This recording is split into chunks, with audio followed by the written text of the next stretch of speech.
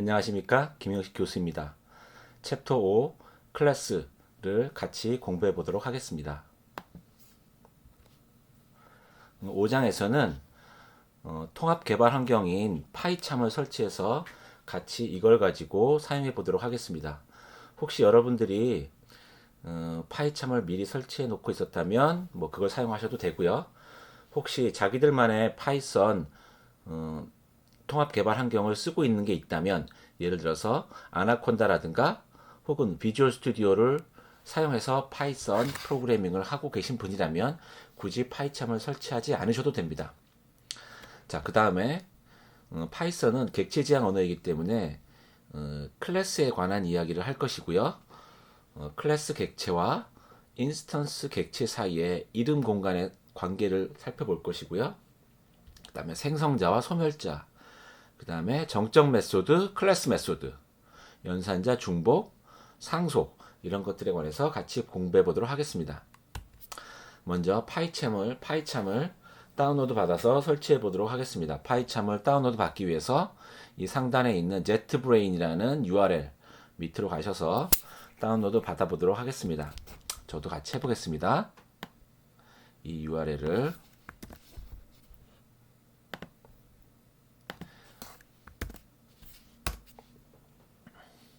URL에 들어가시면 이렇게 다운로드 사이트가 나오는데요. 여기에서 프로페셔널 버전 말고요, 커뮤니티 버전이 무료입니다. 프로페셔널 버전은 프리 트라이얼, 그러니까 조금 있다가 처음에는 무료이지만 나중에 유료 전환해야 되는 것이고요. 커뮤니티 버전을 다운로드 받아서 해보겠습니다. 다운로드 누르시고요. 여기서 다운로드, 지금 하단에 보시면 다운로드를 받고 있는 걸 알 수 있습니다. 약 20초 정도 남아 있는 걸 알 수 있고요. 이걸 다운로드 받아서 같이 설치하면 되겠습니다. 굳이 여기에 파이참을 등록을 하지는 않으셔도 상관없겠습니다. 자, 다운로드가 다 됐고요. 이제 실행을 하시고,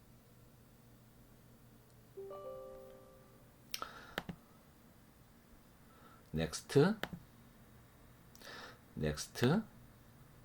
그냥 넥스트,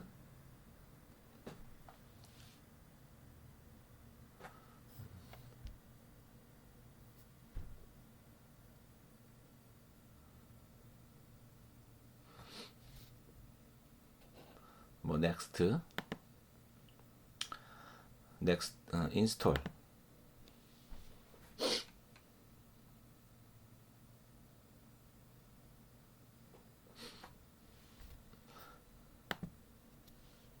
이렇게 인스톨하는 과정을 거치게 되고요. 여러분들도 같이 파이참을 다운로드 받으셔서 같이 인스톨 해보시기 바랍니다.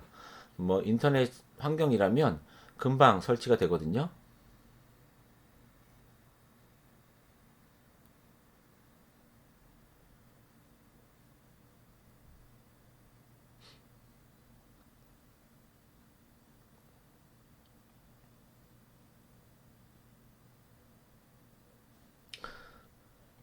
저는 이미 설치를 해 놓았지만 다시 한번 설치를 해보고 있습니다. 여러분들과 같이 설치해 보려고 같이 다시 한번 설치를 하고 있습니다.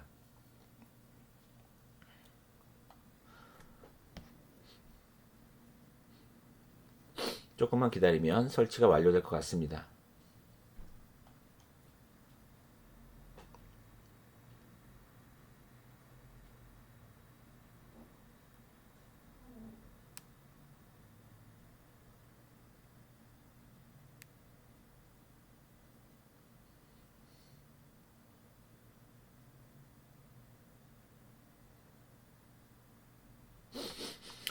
조금만 기다려 보시고요. 거의 설치가 완료되고 있습니다.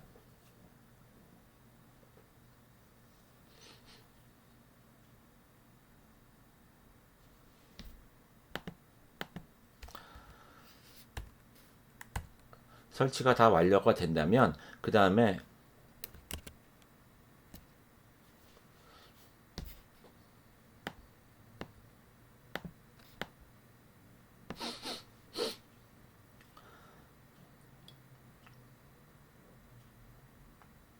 다 됐습니다. 이제 피니시를 누르게 되면 이제 다 설치가 완료된 것이고요. 이제 파이참을 실행해 보도록 하겠습니다.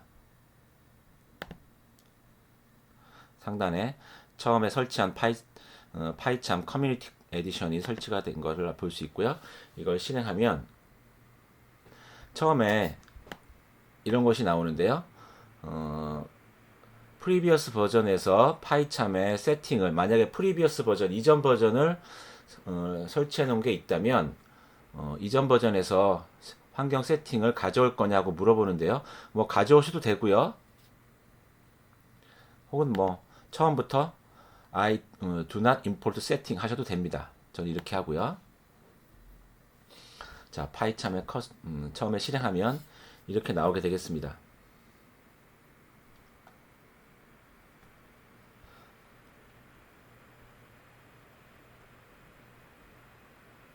만약에 이 테마를 이렇게 흰색으로 하고 싶으면 이렇게 바꾸셔도 되고요. 검정색으로 하고 싶으면 이렇게 바꿔도 됩니다. 저는 흰색을 선호해서 라이트 버전으로 바꾸겠습니다.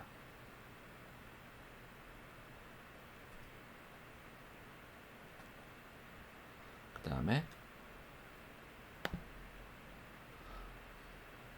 스타트 유징 파이참 하시면 이런 식으로 나오게 되겠습니다. 자, 그럼 처음에는 이 create new project를 설치하시고요. 해당하는 로케이션은 여러분들이 실습할 수 있는 그러한 실습할 수 있는 그러한 곳을 폴더를 하나 만드시면 되겠습니다. 여러분들만의 폴더를 만들어서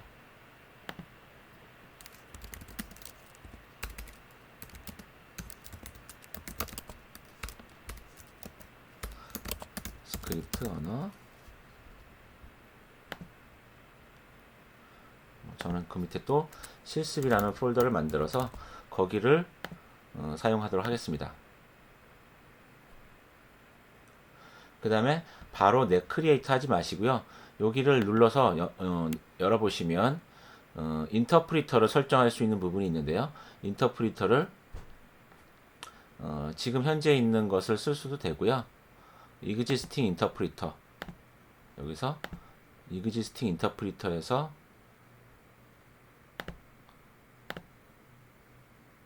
지금 파이썬을 설치해 놓은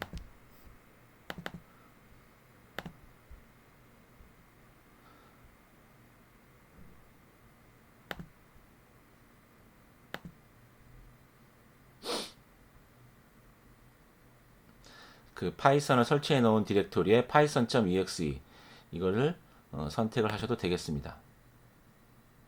이런 식으로 해서 크리에이트 하시면 이와 같이 뜨고요.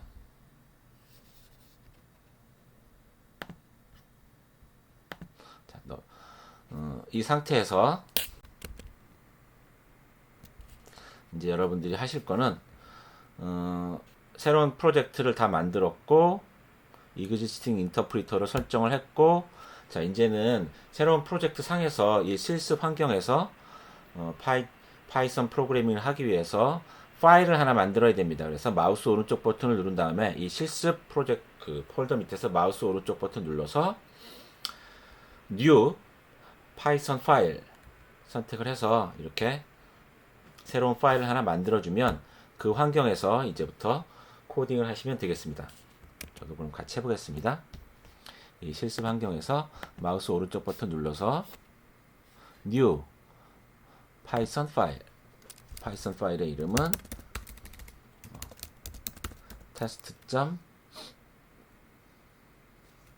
테스트까지만 하셔도 되겠습니다. 그러면 이렇게 test.py 이런 식으로 나오게 되겠습니다. 글자가 좀 작으니까 글자를 좀 키워 보겠습니다.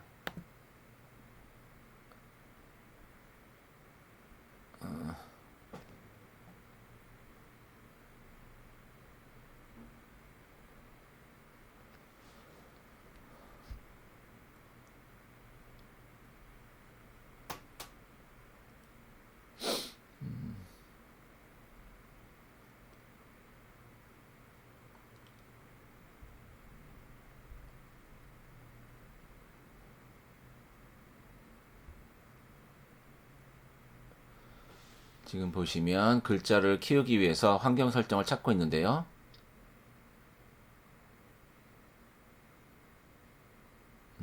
여기 있네. 세팅. 파일의 세팅에 가셔가지고요.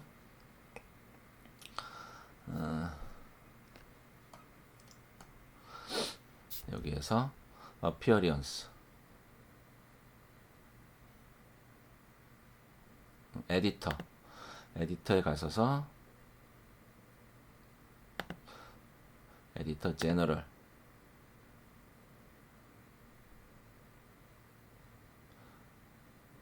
여기에서 폰트를 찾아보겠습니다. 폰트 사이즈를 잘 보이게 24.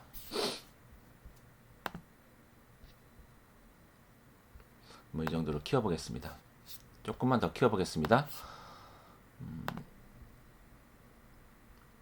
폰트 사이즈를 30. 뭐 이 정도로 누르시고요. 예를 들어서 프린트 테스트 하시고 run에서 run 하면 이렇게 하단에 콘솔 창으로 출력이 되는 것을 알 수 있습니다. 만약에 이제부터는 이 파일, 이 test.python이라는 파일에서 프로그래밍을 하고 런 버튼을 누르게 되면 이 콘솔 창에 런이 실행이 되는데, 혹시 예를 들어서 지금 클래스는 조금 이따 배울 텐데요. 클래스를 이렇게 person이라는 클래스를 만들고 디폴트 네임이라는 멤버 변수를 만들고 멤버 함수에서 print my name is 뭐 이렇게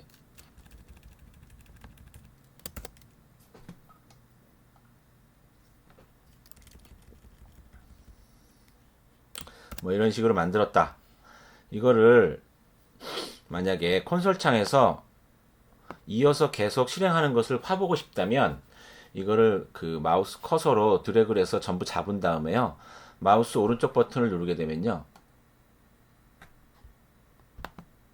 이 팝업 창에서 Execute Selection in Python Console 이 마우스로 드래그해서 잡은 부분을 파이썬 콘솔 창에서 실행을 시켜라 하는 메뉴가 뜨고요. 이거를 누르게 되면 뭐 액세스 허용이라고 하시면 그때부터는 이 부분이 이 콘솔 창에서 마치 우리 아이들 쉘에서 하듯이 인터프리터 형식으로 콘솔 창에서 클래스가 실행이 됐고요. 이제부터는 예를 들어서 P는 person의 객체, P의 name은 뭐 이런 식으로 이어서 계속 콘솔 창에서 이어서 써볼 수가 있습니다. 그래서 요것도 팁으로 알아봐 주시면 되겠습니다. 드래그해서 한 부분을 콘솔 창에서 실행을 하고 콘솔에서 계속 한 줄짜리 실습을 하고 싶을 때 마우스 오른쪽 버튼을 눌러서 Execute Selection in Python Console 하시면 되겠습니다. 그게 아니라면 그냥 이 실행 버튼을 눌러서 전체를 실행하시면 되겠습니다. 자, 그러면 계속 이어서 보시면 자, 클래스를 본격적으로 다뤄보도록 하겠습니다. 파이썬도 객체 지향 언어이기 때문에 클래스를 갖고 있고요. 클래스는 데이터, 그러니까 변수겠죠.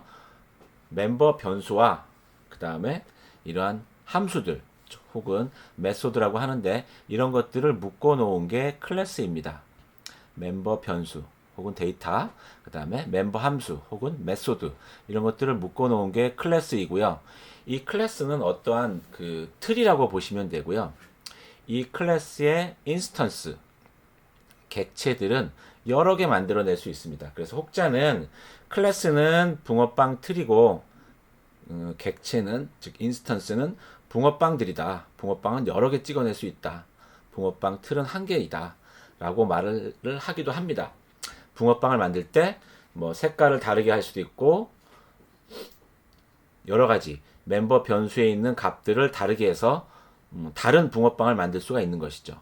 뭐 앙꼬를 팥 붕어빵, 뭐 앙꼬가 팥이 아닌 마시멜로라든가 혹은 다른 그런 것들을 넣어서 다른 색깔의 붕어빵을 만들 수도 있겠습니다. 그렇게 인스턴스를 만들어낼 수 있고요. 인포메이션 하이딩이라는 것은 클래스 내에 있는 멤버 변수들을 프라이빗으로 만들어 놓고 외부에서는 접근할 수 없고 접근할 수 있는 그러한 그 퍼블릭 메소드를 통해서 읽고 쓰게 만드는 것들을 보통 인포메이션 하이딩이라고 합니다. 그 다음에 abstraction, 추상화는 공통적인 특징을 갖는 부모 클래스를 만들어 놓고 그 부모 클래스를 자식 클래스가 상속을 받아서 부모 클래스의 내용이 추상화된다. 이런 것들을 추상화라고 합니다. 그 다음에 폴리모피즘은 자식 클래스들이 이 이름이 똑같은 메소드가 여러 개 있는데 자식 클래스에 따라서 이 똑같은 이름의 메소드가 서로 다르게 동작하는 것들을 폴리모피즘 혹은 다형성이라고 합니다. 이런 것들도 다 파이썬의 클래스가 지원을 하게 되겠습니다. 자, 그럼 이제부터 파이썬의 클래스를 선언하고 실행을 해보도록 하겠습니다. 클래스의 선언은 파이썬에서는 이렇게 클래스의 키워드를 쓰고요. 클래스의 이름, 그 다음에 멤버 변수, 뭐 멤버 함수, 멤버 메소드 이런 것들을 쓸 수가 있겠습니다. 아까 만들었던 거를 조금 변형을 시켜 보겠습니다. 클래스라는 키워드로 클래스를 정의하고요. 멤버 변수, 그 다음에 멤버 함수, my name is 중괄호 0 하고 점 format self.name self가 있다는 것은 나의 객체 멤버 변수를 의미합니다. 나의 멤버 변수. 여러 가지 객체들 중에서 나에 해당하는 것을 의미하게 되겠고요. 클래스에서 멤버 함수는 인자가 self가 디폴트로 들어가 있습니다. 자, 이렇게 만들어 놓고요. 아까처럼 쭉 긁어서 마우스 오른쪽 버튼 누른 다음에 execute selection in python 콘솔 하면 이렇게 파이썬 콘솔 창에 이 부분이 실행이 됐고요. 자, 그러면 여기에서 예를 들어서 P1은 person 클래스의 객체다. 그러면 이렇게 P1은 person 클래스의 객체가 되니까 P1을 해보면 P1은 person 클래스의 객체가 된 거고요. P1 점 하면 P1에 쓸 수 있는 멤버 변수와 멤버 함수가 이렇게 나옵니다. 프린트 멤버 함수를 호출해 보면 이런 식으로 my name is default name 뭐 이런 식으로 나오는 것을 알 수 있습니다. 이렇게 클래스에는 name과 print라는 멤버 변수와 멤버 함수가 있고요. P1이라는 인스턴스가 여기 있는 클래스에 있는 멤버 변수와 메소드를 접근을 할 수 있는 그러한 구조를 갖게 되겠습니다. 객체가 이 멤버 변수나 멤버 함수, 메소드를 접근할 때는 접근 지정자가 점이 되겠습니다. 점. 이거는 뭐 C++이나 다른 거와 자바나 같죠. 그 다음에 파이썬에서는 멤버 변수나 메소드가 기본적으로 접근 지정자가 퍼블릭입니다. 점은 속성 접근자이고요. 기본적으로 접근 지정자는 퍼블릭, 즉 외부에서 전부 다 이 변수나 메소드를 접근할 수 있는 거고요. 그 다음에 멤버 변수에는 인자가 셀프가 기본적으로 들어와 있습니다. 그래서 메소드 호출 시에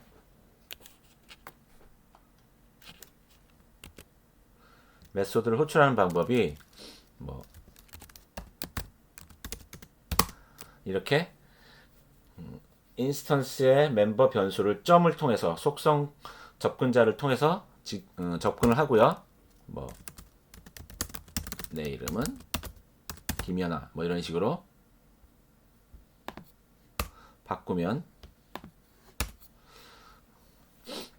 P1의 네임이 바뀌었고요. 그 다음에 P1의 네임을 호출하게 되면 잘못했습니다. P1의 프린트를 호출하게 되면 이렇게 My name is 내 이름은 김연아. 왜냐면 나의 name이라는 멤버 변수가 바뀌었으니까 이렇게 바뀌었고요. 프린트 멤버 함수를 호출할 때 이것은 인스턴스 객체를 전달하지 않는 방법이라고 해서 바운드 메소드 호출이라고 하고요. 이렇게 말고 퍼슨 클래스의 프린트 메소드를 호출하는데 P1이라는 인스턴스를 인자로 주어서 호출해도 됩니다. 이것은 인스턴스 객체를 전달하는 언바운드 메소드라고 합니다.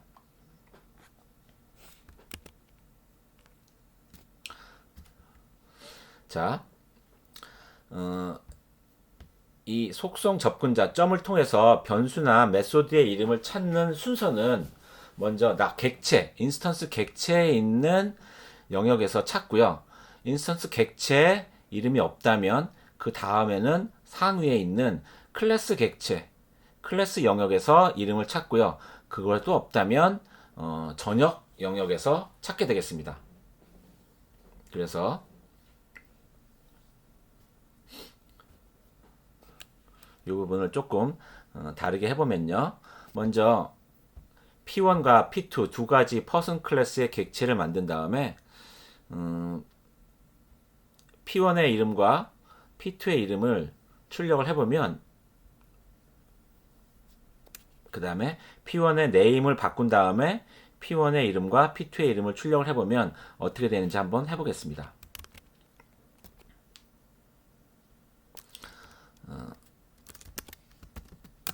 다시 한번 P1은 퍼슨 클래스의 객체고요. P2도 퍼슨 클래스의 객체입니다. P1에 프린트 네임을 하면 My name is default name이라고 나오고요. P2에 프린트 네임 하면 P2도 My name is default name이라고 나옵니다. 왜냐하면 이 퍼슨 클래스의 네임의 변수는 디폴트 네임이라는 걸 갖고 있기 때문에 그렇습니다. 자, 이제는 P1의 네임을 김연아로 바꿔보겠습니다. 김연아 이런 식으로 변경을 하고요. 다시 한번 P1의 print라는 메소드를 호출하면 이제는 P1 객체의 네임은 김연아로 바뀐 걸 알 수 있습니다. 그러면 P2 객체의 네임은 어떻게 되느냐? P2 객체의 네임은 디폴트 네임이라서 프린트를 호출하면 My name is default name이라는 것을 알 수 있습니다. 이렇게 바뀌게 됐으니까 이거를 그림으로 살펴보면 클래스 객체의 네임이 디폴트 네임이라고 있었고요. 인스턴스를 두 개 만들었는데 P1 인스턴스의 네임은 김연아로 바뀐 것으로 인스턴스 객체의 네임이라는 베리어블이 또 생긴 걸 알 수 있습니다. 하지만 P2 객체에서는 네임이라는 영역 이름은 이 클래스 객체를 참조하게 되겠습니다. 따로 자신만의 네임을 갖고 있는 것은 아닙니다. 자, 파이썬만의 또 새로운 특징이 있는데요. 상당히 재미있는 특징입니다. 런타임 시에 이 인스턴스 객체나 클래스 객체에 멤버 변수를 추가할 수 있습니다. 자, 그러면 이 부분 같이 해보겠습니다. 여전히 퍼슨 클래스라고 되어 있고요. 만약에 이 퍼슨 클래스에 새로운 멤버 변수를 추가하고 싶으면 타이틀은 원래 없었는데 이렇게 new 타이틀 하시면 이제는 퍼슨 클래스는 새로운 멤버 변수가 추가된 것이 되겠습니다. 그래서 P1에 보시면 네임과 타이틀 이 두 가지를 다 접근할 수 있습니다. 타이틀을 호출해 보면 new 타이틀이 되고요. P2도 타이틀을 접근할 수 있고 타이틀을 호출해 보면 new 타이틀이 되겠습니다. 물론 이 퍼슨 클래스에도 퍼슨 클래스의 멤버 변수와 멤버 함수 이런 것들을 접근할 수 있는데 퍼슨 클래스의 타이틀이 또 추가된 것을 알 수 있습니다. 이렇게 추가된 것을 알 수 있습니다. 이것은 클래스 객체의 멤버 변수를 추가한 것이고요. 자, 특이하게 인스턴스 객체에도 변수를 추가할 수 있습니다. 인스턴스 객체에 변수를 추가하게 되면 그때는 퍼슨 클래스 객체에는 추가되지 않고 인스턴스 객체에만 추가되게 되겠습니다. 굉장히 특이한 파이썬에서만 존재하는 것이고요. 예를 들어서 p1.age는 20 하면 이제는 p1 객체에는 멤버 변수가 타이틀, age, name 세 가지가 됩니다. age를 누르면 이렇게 20라고 나오고요. p2 객체에는 타이틀하고 name밖에 없습니다. p2 객체에 age를 하게 되면 없다고 나옵니다. 틀렸다고 나오는 것이죠. 당연히 person 클래스에도 age는 없습니다. person에도 age는 없습니다. p1에만 age라는 인스턴스 객체에 변수가 추가되었다. 이런 것을 알 수 있습니다. 굉장히 특이하죠? 런타임 시에 이렇게 멤버 변수를 추가할 수 있다. 런타임 시에 클래스 객체에도 변수를 추가할 수 있고 인스턴스 객체에도 추가할 수 있다라는 굉장히 특이한 성질을 갖고 있습니다. 자, 그 다음에 만약에 이 전역 변수하고 클래스 변수의 이름이 동일하면 이제 셀프를 누락하면 의도하지 않는 그런 에러가 발생할 수 있습니다. 그래서 이 부분 같이 해보겠습니다. 상단에 있는 걸 지우고요.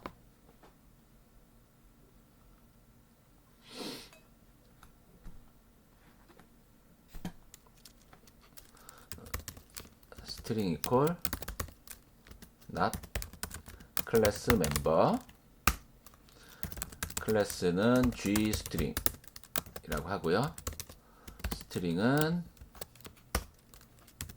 definition set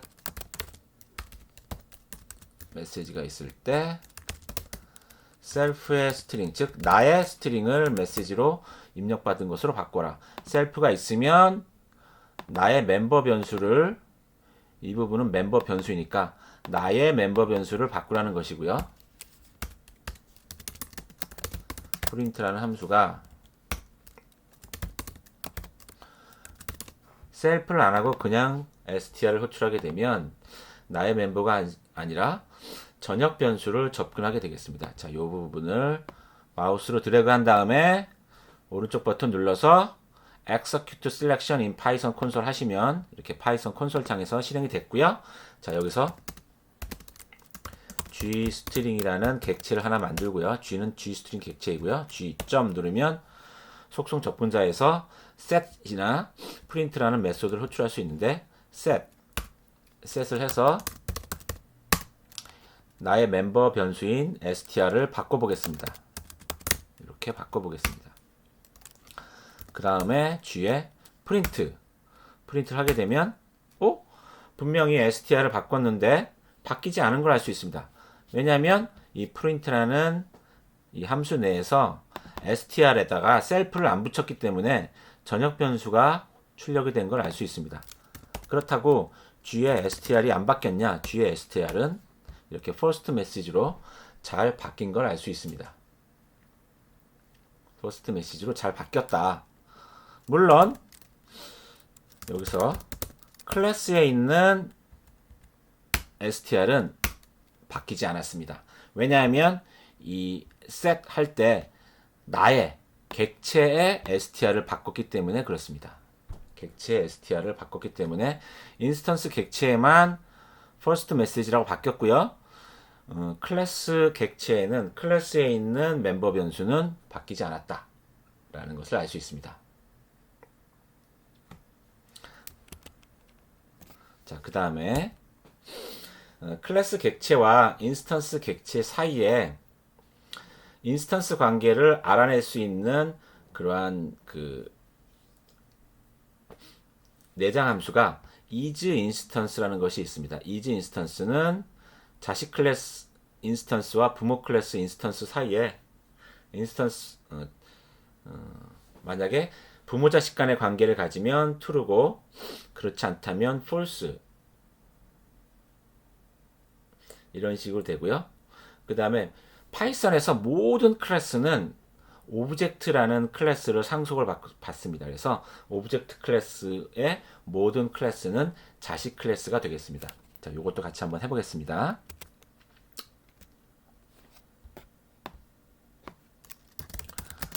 person이라는 클래스를 다시 만들고요.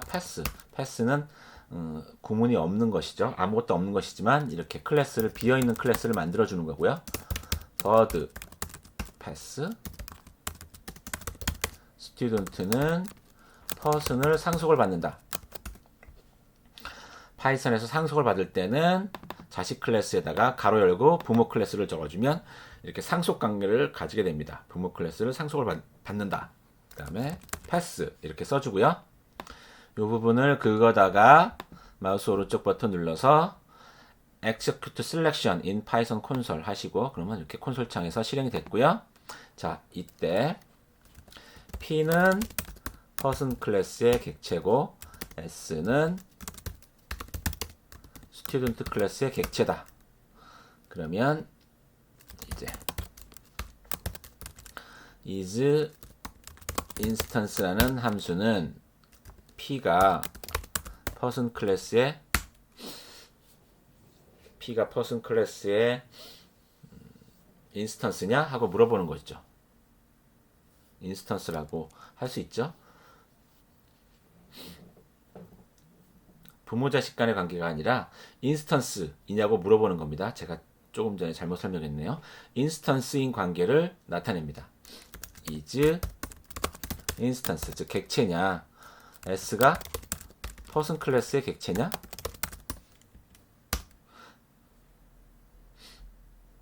student도 당연히 person 클래스의 객체가 되겠죠. 자식 클래스도 부모 클래스의 인스턴스로 평가됩니다. 자식 클래스의 인스턴스도 부모 클래스의 인스턴스로 평가를 받게 되겠습니다. 그 다음에 is instance P는 모든 인스턴스는 오브젝트 클래스를 인스턴스가 되겠습니다. 왜냐하면 모든 클래스는 오브젝트 클래스를 상속받기 때문입니다. is instance P가 bird 클래스의 인스턴스냐? bird 클래스의 인스턴스는 아니죠. bird 클래스의 인스턴스는 false. is instance int라는 것이 오브젝트 클래스의 인스턴스냐? 맞다. 모든 인스턴스는 오브젝트 클래스를 상속을 받기 때문에 그렇습니다. 자, 그 다음에 파이썬에서 생성자와 소멸자는 언더바 init 언더바 이렇게 메소드를 호출하고요. 소멸자는 언더바 del 언더바 이렇게 됩니다. 자, 그러면 이것도 같이 한번 해보도록 하겠습니다. 생성자와 소멸자. 모든 메소드는 self라는 인자가 디폴트로 들어가 있습니다. 그래서 이것도 같이 해보면 이 부분을 지워서 같이 해보겠습니다. 클래스 y 클래스가 있고 definition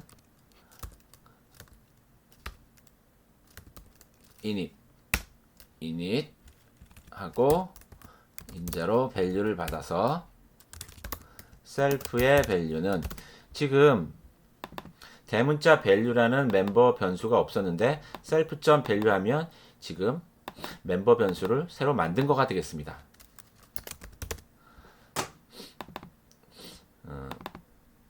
이 self.value라고 했으면 클래스 변수는 없는 거고 인스턴스 변수만 만들어지게 되는 것입니다.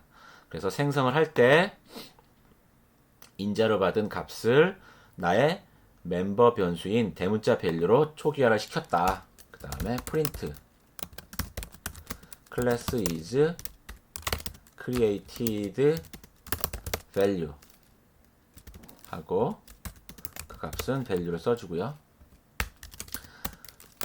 언더바 del 하면 이거는 소멸자 객체가 소멸될 때 호출되는 것이고요.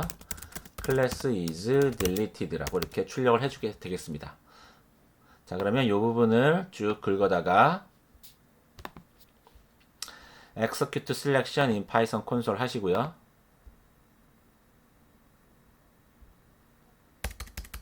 execute selection in Python console 하시고 who라는 또 전역 함수가 my 클래스 객체에 생성자가 필요하니까 value를 10을 넣어서 d라는 객체를 만들었습니다. who라는 함수를 호출하게 되면 이 who라는 함수에서는 my 클래스 객체를 만들고 만들자마자 이 함수는 빠져나오니까 이 함수는 종료가 되니까 이 함수 내부에 있는 지역 변수인 이 my 클래스의 객체도 소멸이 되게 됩니다. 그럼 소멸이 되니까 당연히 소멸자가 호출되고 그래서 class is deleted가 이렇게 콘솔장에 출력이 되는 것을 알 수 있습니다. 전역 함수 상에서 클래스의 객체를 만들면 이 함수를 호출하게 되면 생성을 했다가 이 함수가 종료가 되면 당연히 소멸자가 호출이 되는 것을 알 수 있습니다. 이 함수 후 내에서만 이 함수 객체 이 클래스의 객체 D가 존재하니까 생성됐다가 바로 소멸이 되는 것을 알 수 있습니다. 자, 그 다음에 정적 메소드와 클래스 메소드. 정적 메소드는 정의할 때 셀프 인자를 쓰지 않고 바로 사용을 할 수 있습니다. 인스턴스 객체를 통하지 않고 호출할 수 있고요. 클래스 메소드도 당연히 인스턴스를 통하지 않고 클래스의 이름을 가지고 호출할 수 있습니다. 정적 메소드하고 클래스 메소드를 따로 이렇게 등록을 할 수도 있습니다. 스태틱 메소드다 이제부터 혹은 클래스 메소드다 하고 등록도 할 수 있습니다. 자, 그러면 사용하는 방법을 해보겠습니다. 정적 메소드와 클래스 메소드는 C++이나 자바에서도 유사한 그러한 것이 존재하죠.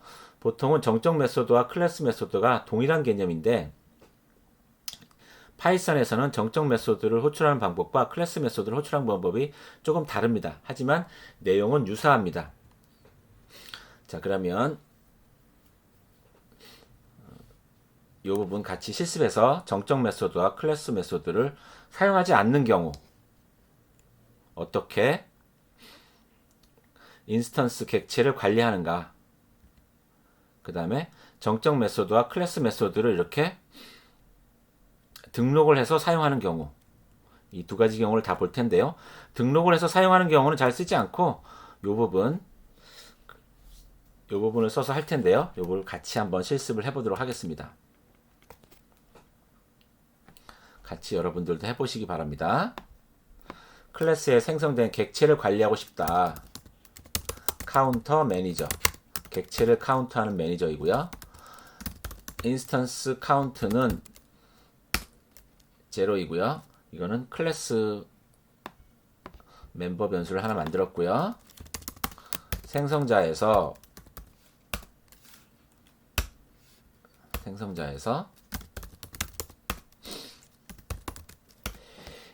셀프의 인스턴스 카운트가 아니라 클래스 변수를 하나 증가시킨다.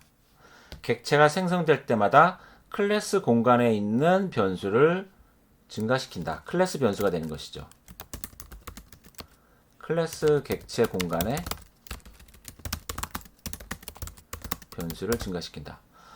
파이썬에서는 클래스 공간과 클래스 객체 공간과 인스턴스 객체 공간이 따로따로 있기 때문에 클래스 변수, 클래스 객체 공간의 변수를 하나 증가시킨 것입니다. 셀프가 쓰여져 있지 않고 이렇게 클래스의 이름을 주었기 때문에 클래스 변수가 하나 증가된 것입니다. 클래스 변수는 하나만 있는 것이죠. 당연히. 그 다음에 또 definition 함수를 형성합니다. print instance count. 만약에 셀프를 쓰지 않으면 보통은 셀프를 반드시 써야 되는데 셀프를 쓰지 않으면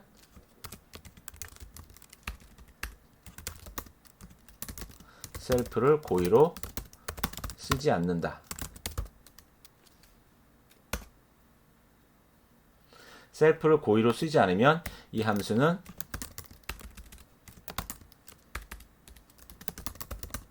클래스를 통해서만 접근할 수 있습니다. 클래스를 통해서만 접근할 수 있는 그러한 메소드가 되겠고요. 인스턴스 카운트는 카운터 매니저의 인스턴스 카운트, 즉 클래스 변수, 객체 변수가 아니라 인스턴스 변수가 아니라 클래스가 관리하고 있는 변수를 출력하고자 한다. 그때 셀프를 고의로 쓰지 않으면 이 메소드는 클래스의 이름으로만 접근할 수 있는 것입니다. 자, 이렇게 해놓고 한번 이 부분을 execute selection in python console 하시고요. 이 클래스가 콘솔 창에서 실행이 됐고요. 객체를 하나 세 개 만들어 보겠습니다. 카운터 매니저, 카운터 매니저, 카운터 매니저, 이런 식으로 ABC 객체 3개를 만들겠습니다. 자, 그런 다음에 카운터 매니저에 점을 누르게 되면 인스턴스 카운트는 3이라고 나오게 되겠습니다. 왜냐하면 이 생성자에서 카운터 매니저의 이 인스턴스 카운트라는 클래스 변수를 하나 증가시켰기 때문입니다. 그러면 A에 있는 인스턴스 카운트는 마찬가지로 이 클래스 변수를 접근할 클래스 객체를 접근하고 있으니까 A의 인스턴스 카운트도 3이고요. B의 인스턴스 카운트도 3. C의 인스턴스 카운트도 3이 되겠습니다. 물론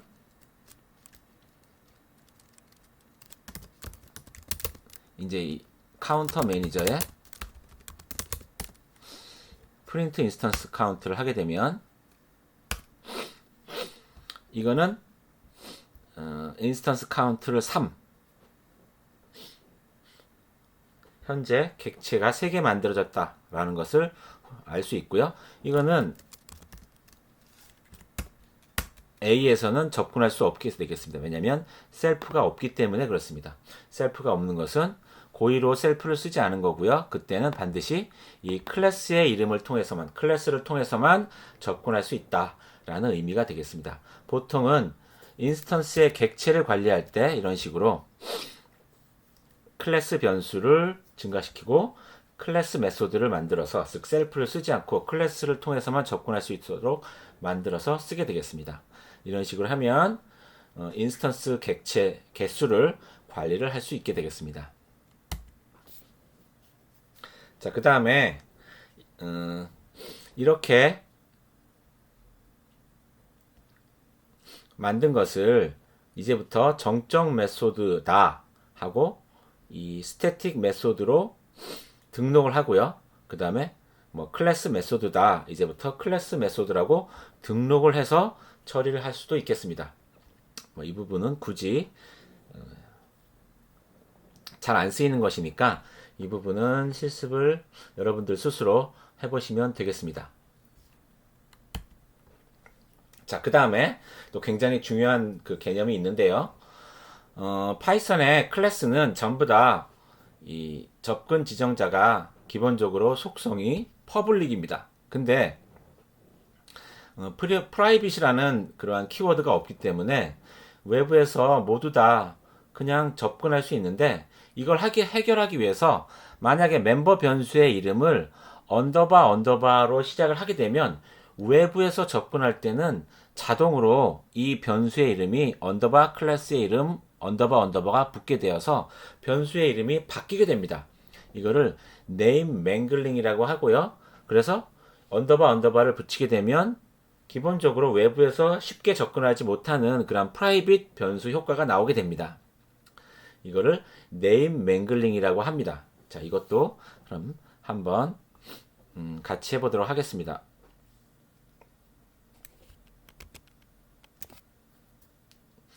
인스턴스 카운트 앞에 이름에다가 언더바를 붙이게 되면 이제부터는 이거는 언더바가 붙게 되고요. 그 다음에 definition static print count,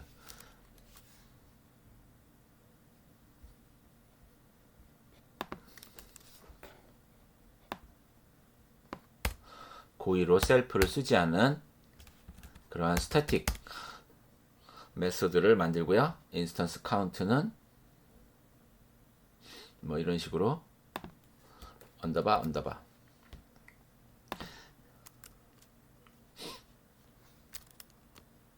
여기다가 %d 뭐 이런 식으로 써도 되고요. 그 다음에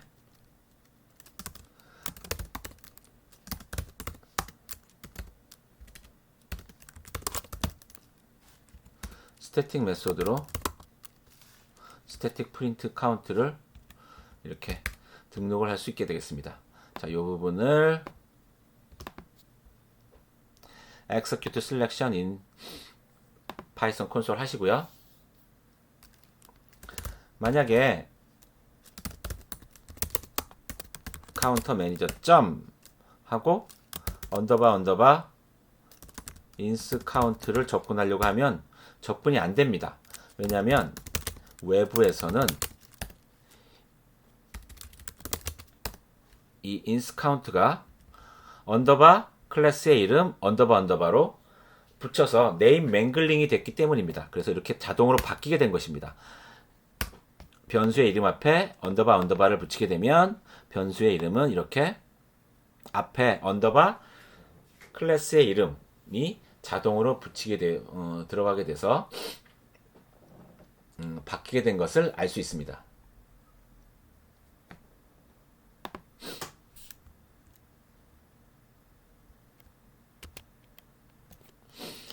언더바 언더바를 붙이게 되면 마치 프라이빗 변수처럼 사용하게 되는 것이고요. 네임 맹글링이 되어서 외부에서 접근할 때는 언더바 클래스 이름이 또 붙었다 라고 보시면 되겠습니다.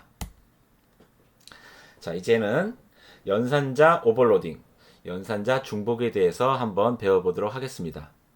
연산자 오버로딩이란 뭐냐면 기본적으로 파이썬에서 뭐 플러스, 마이너스, 곱하기, 나누기, 정수, 나눗셈 이런 것들에 그 연산자를 오버로딩 할 수 있는 그러한 함수 이름들이 정의되어 있습니다. 예를 들어서 언더바 언더바 add 언더바 언더바 하게 되면 이 메소드는 이항 연산자인 플러스를 내 마음대로 바꿀 수 있는 그러한 연산자 오버로딩을 할 수 있는 메소드입니다. 마찬가지로 빼기에 대해서 바꾸고 싶다면 내가 언더바 언더바 서브 언더바 언더바로 메소드를 만들게 되면 전통적인 빼기 연산이 아니라 내 마음대로 바뀐 연산이 되겠습니다. 그런 것들이 쭉 정의가 되어 있고요. 이런 것들을 활용하면 되겠습니다. 자, 그러면 연산자 오버로딩 한번 해보겠습니다.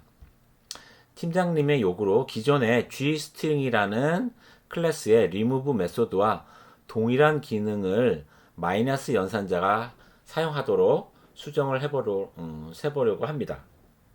무슨 얘기냐면 이 gstring 객체를 만들 때 대문자 abcdefg, 소문자 abcdefg 이렇게 인스턴스 객체를 생성을 하고 remove라는 것을 호출하게 되면 이 a, d, g 이 부분을 없애주는 건데 빼기 연산을 해도 동일한 동작을 수행하도록 한번 만들어 보도록 하겠습니다. 자, 그러면 어떻게 만드느냐? 거기에 있는 gstring 클래스를 만들어서 연산자 오버로딩을 하기 위한 빼기 연산자 오버로딩을 하기 위한 언더바 언더바 서브 언더바 언더바 이 메소드를 내 나름대로 만들어 보겠습니다. 이 부분을 바꾸시고요. gstring이라는 클래스를 만드는데 definition 생성자의 init이라는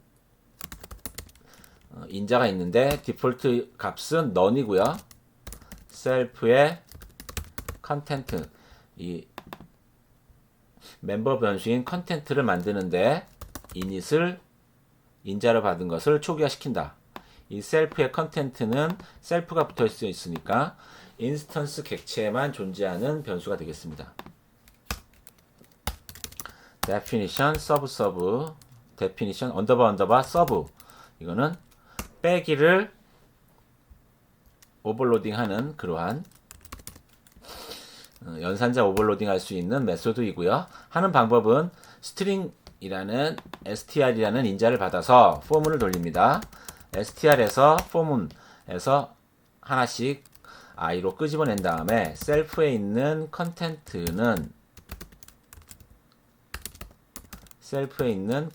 중에서 replace를 합니다. i를 빈 문자열, 즉 i를 삭제하는 것이 되겠죠.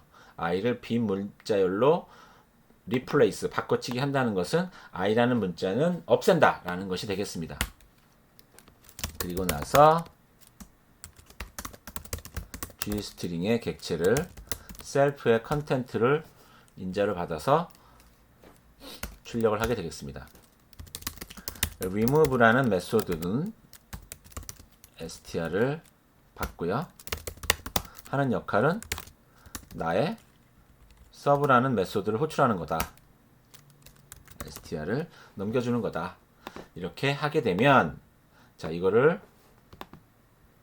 execute selection in python 콘솔 하시고 파이썬 콘솔 창에서 실행한 다음에 이 부분에서 지금 이 클래스가 실행이 된 상태에서 g라는 객체를 만들어 보겠습니다. g 스트링은 a, b, c, d, e, f, g, a, b, c, d, e, f, g 이렇게 대소문자가 같이 들어있는 그러한 객체가 되겠고요. 이 g에 있는 컨텐트를 살펴보면 g에 있는 컨텐트는 현재 이렇게 되어 있는데 g에 remove라는 메소드를 호출해서 예를 들어서 adg 하게 되면 g에 있는 컨텐트는 이렇게 adg가 바뀌게 된 걸 알 수 있습니다. 다시 한번 g의 객체를 다시 한번 만들어서 g의 객체를 다시 한번 만들어서요. 이번에는 remove가 아니라 빼기 연산자 오버로딩을 할 수 있는 빼기 adg 하면 g의 컨텐트가 여전히 똑같이 adg가 그 부분만 삭제된 스트링을 컨텐트로 갖게 되는 것을 알 수 있습니다. 예를 들어서 또 애플 이렇게 빼주게 되면 남아있는 것 중에 애플을 빼서 컨텐트를 열어보면 apple가 빠졌는데 빠질 수 있는 것은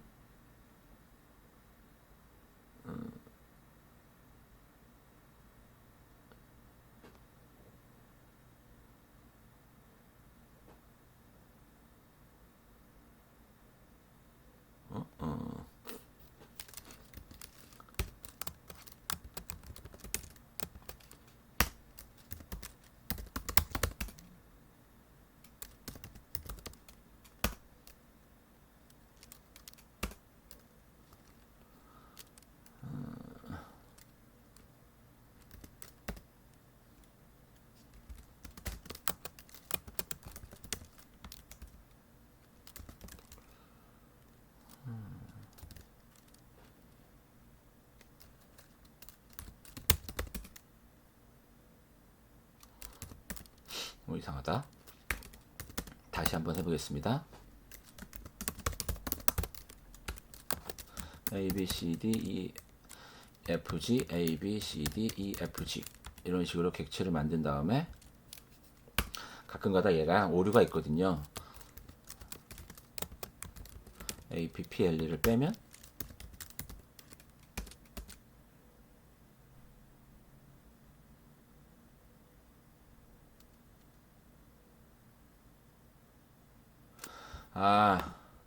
리턴을 잘못했습니다.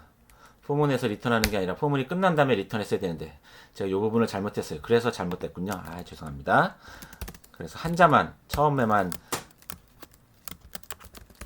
빼졌군요. 그래서 다시 한번 빼기를 하면 G의 컨텐트를 다시 만들어야죠. A, B, C, D, A, B, C, D, E, F, G, A, B, C, A, B, C, D, E, F, G. 빠르게 하려니까. 자.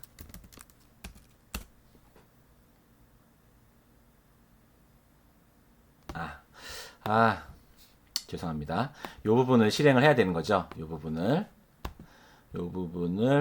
execute selection in Python 콘솔 하고 G는 Gstring A, B, C, D, E, F, G, A, B, C, D, E, F, G G에서 F를 빼주면 G의 컨텐트는 이렇게 APPLE가 빠진 거가 되겠습니다. 아, 이제 제대로 됐습니다. 빨리 하면 할수록 더 안 되죠. 천천히. 자, 이와 같이 연산자 오버로딩을 할 수가 있습니다. 자, 또 다른 연산자 오버로딩으로 ABS라는 것을 추가해 보겠습니다. 아까 있던 거에다가 ABS를 추가해서 이 ABS는 원래 절대값을 하는 건데 내 마음대로 바꿀 수가 있거든요. ABS 절대값을 해주는 건데 내 마음대로 내 컨텐트를 대문자로 바꿔주는 것으로 바꿔보겠습니다. 그래서 이 부분에서 언더바 ABS 즉 abstract 절대값을 해주는 그러한 것을 내 마음대로 바꾼다. 오버로딩을 한다.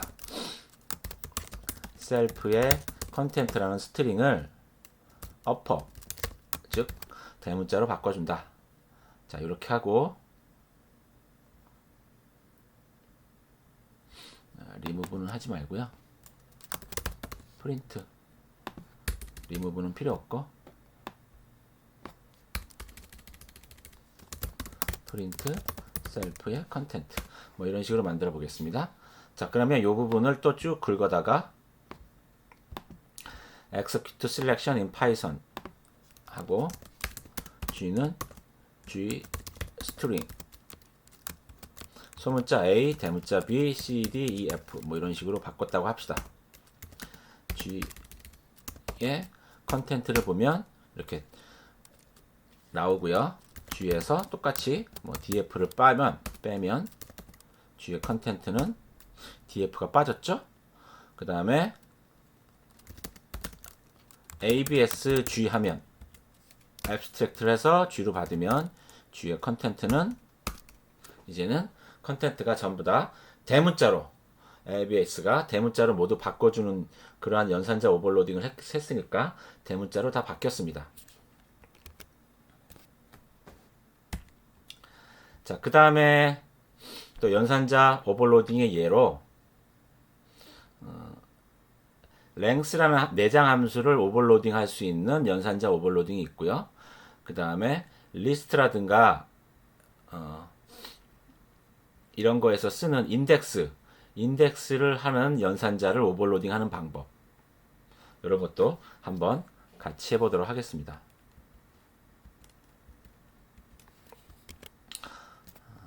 이 부분도 같이 한번 연산자 오버로딩 같이 해보겠습니다. 이 부분은 지우시고요.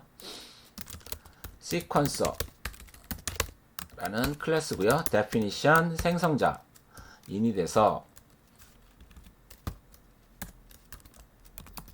max value라는 인자를 받아서 생성자에서 나의 멤버 변수 max value는 인자로 받은 max value로 초기화를 시킨다.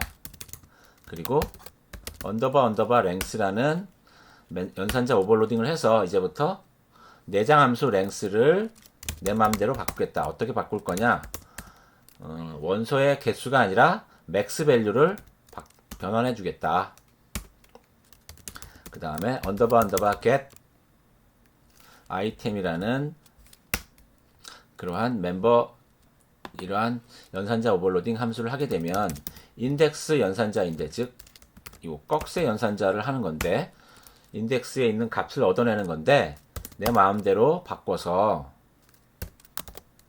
인덱스가 0에서부터 셀프의 맥스 밸류 사이라면 그때는 입력으로 받은 인덱스에다가 10을 곱해서 리턴하고, 그렇지 않다면 이 범위를 벗어난다면 그때는 인덱스 에러를 범위를 벗어나게 하지 말아라. 인덱스 에러를 예외를 발생시킨다. 그 다음에 마지막으로 contains true false를 반환하는 그러한 함수는 아이템이 0에서부터 max value 사이에 있는 값이냐, 그러면 true 아니면 false를 반환하는 함수가 되겠습니다. 자, 이렇게 연산자 오버로딩을 한 것을, 이거는 in을 오버로딩을 한 거고요. 이거는 인덱스 연산자를 오버로딩 한 거고요. 얘는 length 내장 함수를 오버로딩을 한 겁니다. 자, 그러면 이 부분을 긁어다가 마우스 오른쪽 버튼으로 execute selection in python console 해서 콘솔 창에서 실행을 시킨 다음에요. 이 클래스가 메모리상에 있다고 가정을 하고요. 자, 객체를 하나 만들겠습니다. 시퀀스 객체 s 시퀀서 인자로 5 맥스 밸류가 5가 됩니다. 현재 맥스 밸류는 5.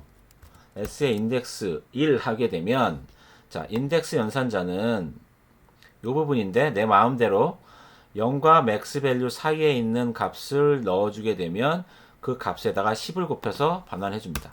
이렇게 10을 곱해서 반환해 줍니다. 맥스 밸류가 5니까 0과 5 사이에 있는 값을 쓰게 되면 인덱스 연산자가 10을 곱해서 반환을 해줍니다. 예를 들어서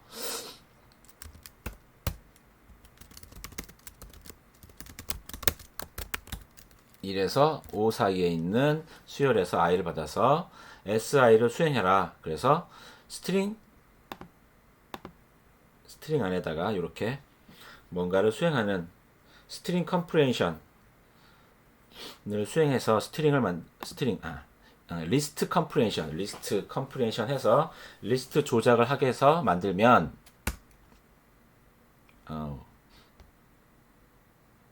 여기 range를 잘못 썼네요. 스펠링이 틀렸습니다. rain이 아니고 range.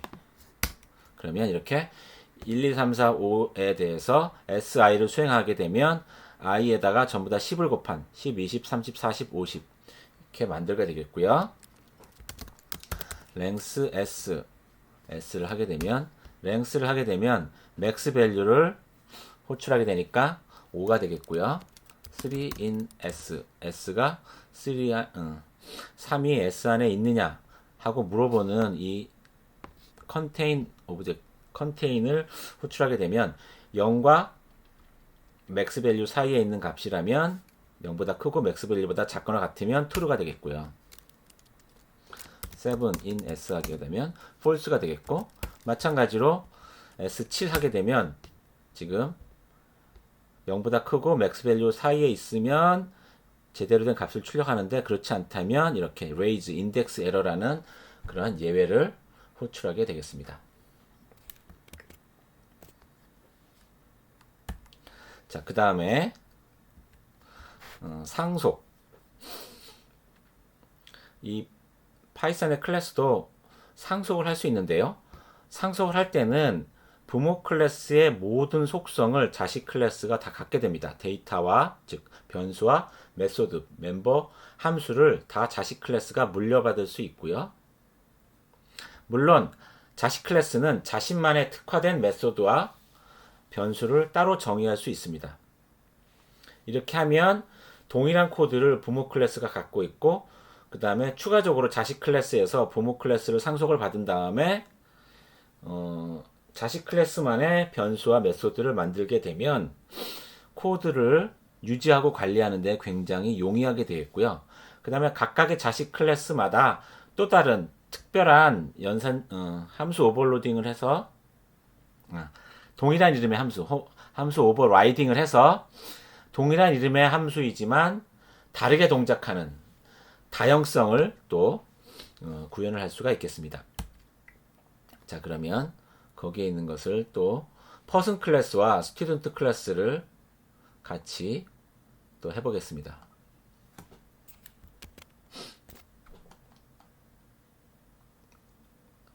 퍼슨 클래스와 스튜던트 클래스를 같이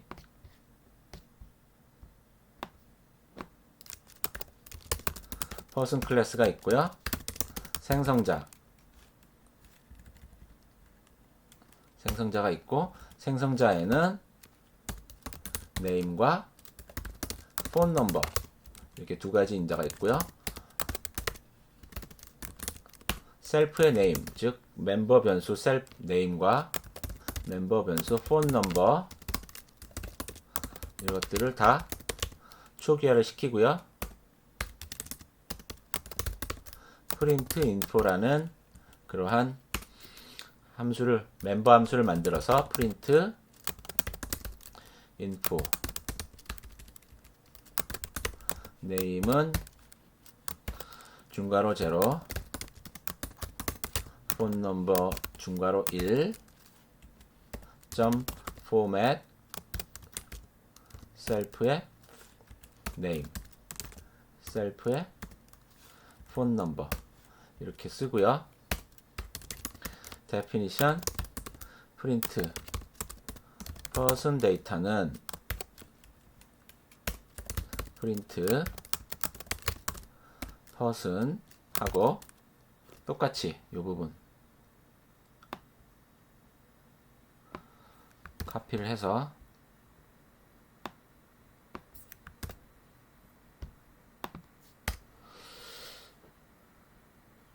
똑같이 이 부분을 써준다고 합시다. 자, 그 다음에 이거를 상속을 받는 스튜던트 클래스가 있습니다. 스튜던트 클래스는 퍼슨 클래스를 상속을 받는다.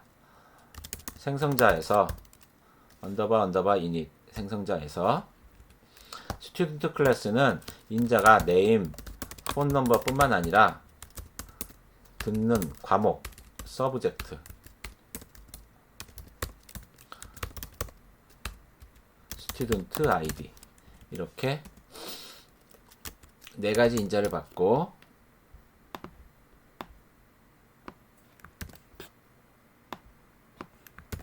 name과 phone number 뿐만 아니라 subject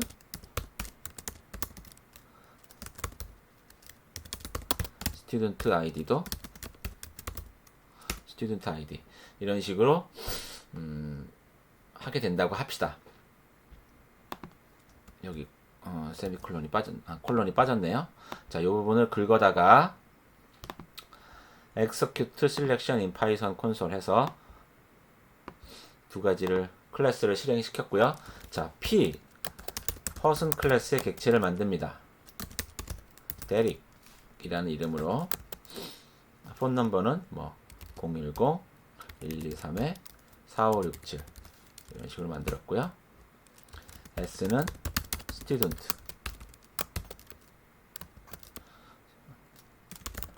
이름은 김영식 전화번호는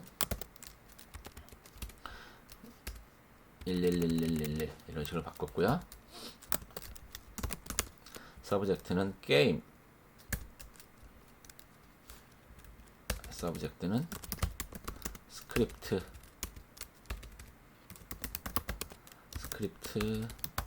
언어 이런 식으로 했고요. 아이디는 뭐 999999 뭐 이런 식으로 바꿨다고 합시다. 자, 그러면 퍼슨의 내부에는 뭐가 있냐면 퍼슨의 내부에 있는 것을 다 알고 싶으면 언더바 딕트라는 것을 하게 되면요. 클래스 내부의 정보를 알 수 있습니다. 이렇게 사전 형식으로 보여주는데요. 이 퍼슨 클래스의 객체인 p 인스턴스에서는 name 멤버 변수가 대릭이고 폰 넘버는 010-1234-4567입니다. 똑같이 s의 딕셔너리 형식으로 클래스의 객체의 정보를 알려주면 name, phone number, subject, student ID 이렇게 있는 걸 알 수 있습니다.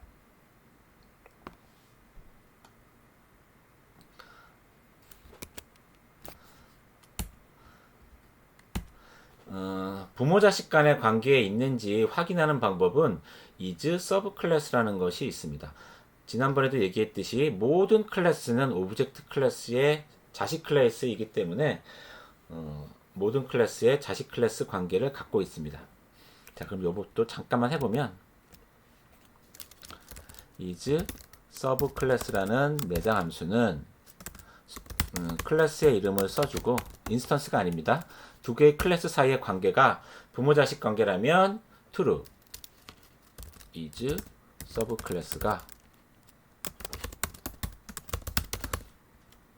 person이 스튜던트의 자식이냐? 아니죠.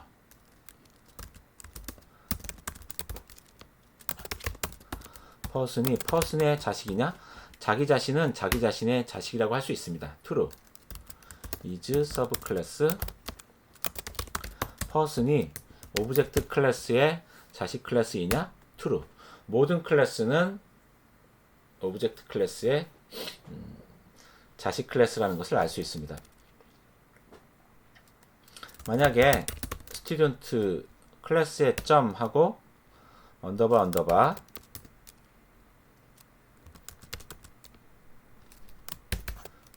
베이시스 하게 되면 부모 클래스를 알려줍니다. 직계 부모 클래스 person의 점 언더바 베이시스 하게 되면 person 클래스의 부모는 오브젝트다. 뭐 이런 식으로 알려주게 되겠죠. 자, 이제 지금 이 코드가 살짝 중복이 되고 있습니다. 부모 클래스하고 자식 클래스가 지금 있는데 자식 클래스에서 지금 자식 클래스에서 이 생성자 내부에 네임과 폰 넘버는 사실은 부모 클래스에도 동일하게 네임과 폰 넘버가 있으니까 이 초기화하는 부분을 부모 클래스의 생성자를 호출해서 바꾸면 되겠습니다. 부모 클래스의 생성자를 호출하도록 바꿔보겠습니다. 이 부분을 바꿔서 부모 클래스의 생성자 이때 네임과 폰넘버 입력으로 받은 네임과 폰넘버를 넘겨준다 하면 부모 클래스의 생성자를 호출하게 되겠습니다.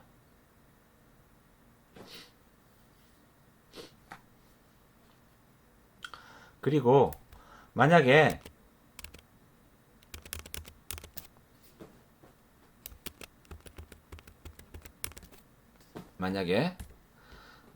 나만의 자식 클래스만의 메소드도 또 이렇게 프린트 스튜던트 데이터, 스튜던트 데이터에 해당하는 서브젝트와 스튜던트 아이디만 따로 출력할 수 있는 메소드를 추가로 할 수가 있겠습니다. 그래서 스튜던트 클래스에서만 새로운 메소드 프린트 스튜던트 데이터 해서 프린트 스튜던트 서브젝트 0번 스튜던트 아이디는 1번 점 포맷에 셀프의 서브젝트 셀프의 스튜던트 아이디 뭐 이런 식으로 바꿔보겠습니다. 자, 이제 다시 한번 요 부분을 쭉 긁어다가 execute selection in python console 하시고요. 객체를 다시 만들겠습니다. student p 객체도 다시 만들겠습니다. s student 객체를 김영식 전화번호 1111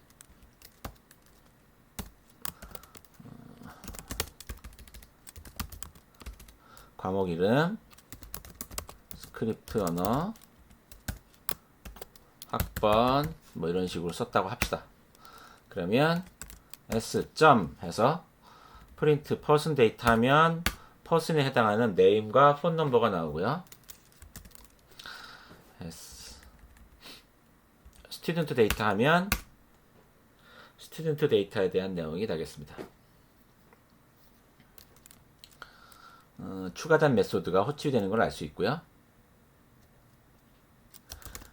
S에 있는 거가 뭐가 있는지 쭉 보시면 name, phone number, print info, print person data, print student data, student ID, subject 이렇게 부모 클래스의 메소드와 나만의 메소드 이런 것들이 다 나오는 것을 알 수 있습니다.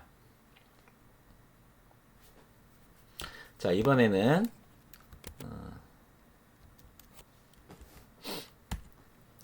퍼슨 클래스에 있는 프린트 인포를 스튜던트 자식 클래스가 내 마음대로 바꾸겠다. 연산자 오버라이딩, 메소드 오버라이딩. 오버라이딩이라는 뜻은 내리 누르다라는 뜻인데요. 부모 클래스의 메소드를 내 마음대로 바꾼다라는 뜻입니다. 오버라이딩과 오버로딩은 좀 다른 개념인데 오버라이딩은 보통 부모 자식 간에 동일한 메소드의 이름이 있고 자식이 부모를 무시하고 새롭게 재정의해서 만든다. 오버라이딩, 위에서 내려 누른다 라는 뜻이거든요. 오버라이딩은 부모 클래스의 메소드를 자식 클래스에서 새롭게, 동일한 이름이지만 새롭게 내용을 재정의한다 라는 것이 되겠습니다. 프린트 인포라는 메소드를 동일한 이름이 있지만 내 마음대로 바꾸겠다. 프린트 인포라는 것이 있는데 이거를 똑같은 이름의 메소드를 자식 클래스에도 쓰고 이렇게 name과 폰 넘버만 출력하는 게 아니라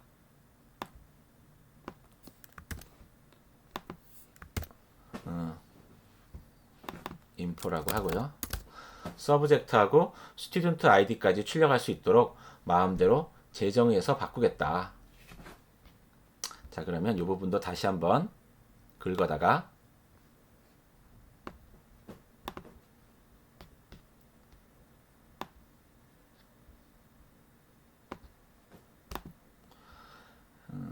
execute selection in Python 콘솔 하시고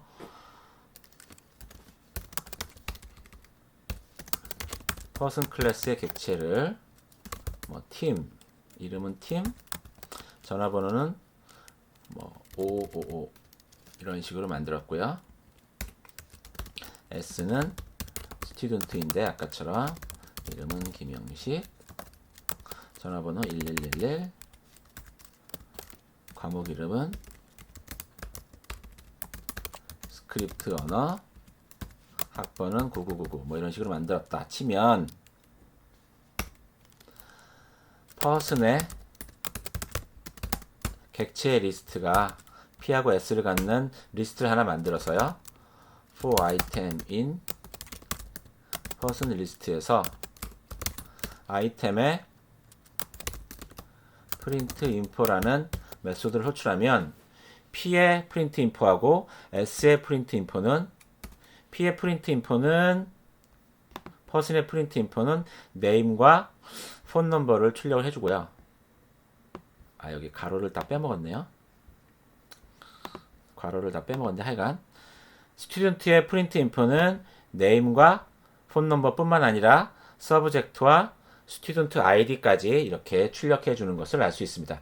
동일한 print info라는 메소드를 호출했지만 부모 클래스에서 동작하는 거와 자식 클래스에서 동작하는 게 동일한이지만 다르게 동작을 한다 라는 것이 되겠습니다. 이 지금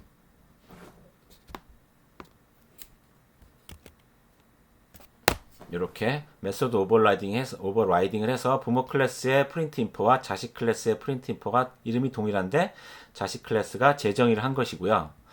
이 재정의한 부분에서 메소드 오버라이딩 한 부분에서 부모 클래스의 이 프린트 인포를 즉 퍼슨 클래스의 메소드를 호출해서 동일한 것을 수행할 수도 있겠습니다. 똑같이 수행하는 것을 이렇게 바꿔볼 수도 있겠습니다.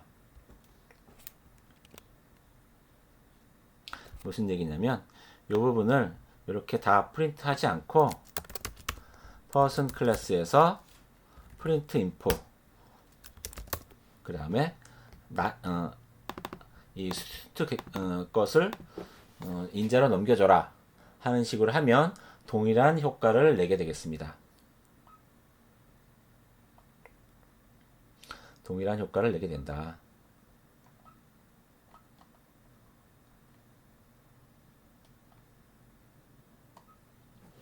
자, 조금만 더 하면 이제 다 됩니다. 자, 클래스 상속과 이름 공간. 지금 슈퍼 클래스라는 부모 클래스가 있고요. 서브 클래스가 있는데요. 슈퍼 클래스에 있는 멤버 변수인 X가 있고요. 서브 클래스인 멤버 변수인 Y가 있습니다. 그랬을 때 인스턴스 객체에 있는 공간, 이 부모 클래스와 자식 클래스와 인스턴스 객체 사이에 어떠한 이름 공간을 각각 가지는지 한번 관계를 따져보도록 하겠습니다. 이것도 이제 이 부분 person과 student는 다 지워버리시고요. 자, 슈퍼 클래스, 이건 당연히 부모 클래스라고 쓰려고 하는 것입니다. 멤버 변수인 x가 있고요. 클래스 변수로 쓴 거예요. 프린트 x는 프린트 셀프의 x, 멤버 변수를 출력해라. 클래스 서브 클래스는 슈퍼 클래스를 상속을 받는데 멤버 변수인 y는 20이고 definition 프린트 y는 프린트 셀프의 y, 이런 식으로 만들었다. 자, 이 부분을 드래그해서 execute selection 파이썬 콘솔 하시고요. 자, 이 부분에서 s는 서브 클래스의 객체다 하면 s 점 하면 읽을 수 있는 것이 부모 클래스에 있는 변수인 x, 그 다음에 자식 클래스에 있는 변수인 y, 이렇게 읽을 수 있고요. 그 다음에 만약에 점 a equal 30 하게 되면 이제 s에서 읽을 수 있는 것은 x와 y와 a 세 가지 다 되게 되겠습니다. 자, 그런데 이 그림상에 보시면 이 객체가 슈퍼 클래스의 객체에 x하고 프린트 x가 있고요. 서브 클래스에 y와 프린트 y가 있고요. 이 s라는 인스턴스 객체에 a라는 인스턴스 변수가 들어 있습니다. 그래서 s라는 인스턴스 객체에서 x를 접근하면 슈퍼 클래스, 프린트 x를 접근하면 슈퍼 클래스, y를 접근하면 서브 클래스, 프린트 y는 서브 클래스에서 접근하고요. a는 인스턴스 객체 영역에서 접근하게 되겠습니다. 이렇게 공간이 나눠지게 되겠습니다. 특이하죠? 자, 부모 클래스에 프린트 x를 오버라이딩 하고 값을 한번 할당을 해보겠습니다. 부모 클래스의 프린트 x를 자식 클래스가 동일한 이름으로 메소드 오버라이딩, 부모 자식 간의 관계인 동일한 이름의 메소드를 또 쓰면 메소드 오버라이딩, 라이딩, 내려 누르다라는 뜻이에요. 로딩이 아니고 내려 누르다, 오버라이딩. 부모 클래스의 메소드를 내 마음대로 정의한다라는 뜻입니다. 자, 부모 클래스의 메소드를 오버라이딩을 해보겠습니다. definition print x는 프린트 서브 클래스에서 셀프의 x를 하는 거다. 자, 이 부분을 다시 한번 execute selection 하시고요. s는 서브 클래스의 객체다. 자, s의 a는 인스턴스 변수를 추가하고요.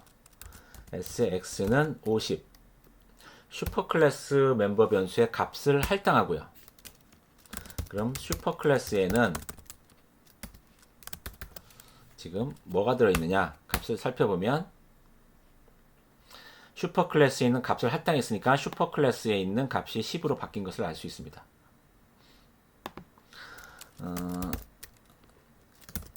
서브 클래스에서 또 내용을 살펴보면 이제는 y는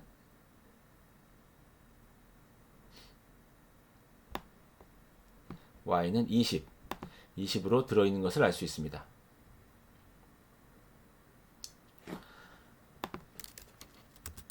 S 인스턴스에서 살펴보면 나만의 공간에서 x는 50으로 바뀌었습니다. 슈퍼클래스의 x는 10이지만 나는 50으로 되어 있고요. 나만의 공간에 a라는 멤버 변수가 추가되어 있는 것을 알 수 있습니다. 이 순서는 사전 형식이니까 a하고 x는 값이 순서가 바뀔 수도 있습니다. 이제 마지막으로 다중상속이라는 것이 있는데요. 다중상속은 클래스 타이거가 있고요. 타이거는 점프를 합니다. 클래스 라이온이 있고요. 사자는 바이트, 이렇게 꿀꺽 할 수 있습니다. 그 다음에 라이거는 사자와 라이온을 다 상속을 받습니다. 다중상속. 그래서 라이거는 플레이, 사육사와 재미있게 놀 수 있습니다. 그래서 라이거 객체를 하나 만들고요. 바이트를 호출할 수도 있고요. 점프를 할 수도 있고요. 플레이를 할 수도 있습니다. 이렇게 파이썬의 클래스는 여러 개의 클래스를 다중으로 상속을 받을 수도 있습니다. 이건 여러분들이 해보시고요. 실습을. 만약에 타이거에도 cry, 즉 어흥, 라이온도 cry, 사자 으르렁 이렇게 동일한 메소드가 있다면 타이거와 라이온을 상속을 받는 라이거 객체의 cry를 하게 되면 먼저 쓴 타이거가 타이거의 cry를 호출하게 된다 라는 내용이 되겠습니다. 그래서 언더바 메소드 레졸루션 오더 하게 되면 타이거부터 살펴본다. 타이거에 있는 cry부터 살펴본다 라는 것이 되겠습니다.